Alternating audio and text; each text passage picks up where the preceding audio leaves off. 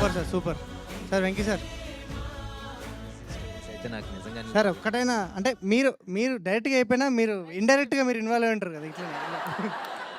ఏమో అంటే దీవానా మూమెంట్ ఏం కాదు కానీ నేను ఇంజనీరింగ్లో ఉన్నప్పుడు సిబిఐటీలో ఫెస్ట్ ఉండింది.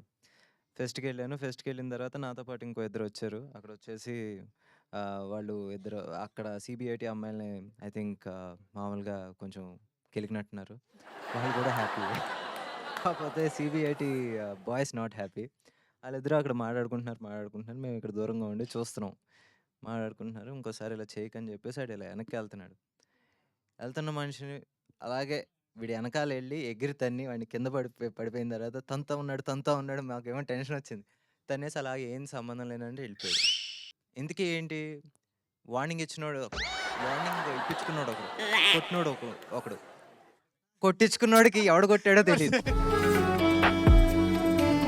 అందరం సైలెంట్గా మామూలుగా అక్కడ మొత్తం మా కాలేజ్ నుంచి ఉంది 10 మంది. వాళ్ళు వచ్చేసి తెలుసుగా 3000-4000 మంది ఉంటారు. ఏం జరగనట్టు సైలెంట్గా బయటకు వచ్చాం. ఆ రోజు కానీ నిజంగా ఆడు గుర్తుపట్టి ఉంటే ఆడితో పాటు మేము కూడా దెబ్బలు తినేవాళ్ళం. హీరో హీరోయిన్ కొట్టుకొని మధ్యలో కమెడియన్ ఇంచుమించు అలాంటిదే.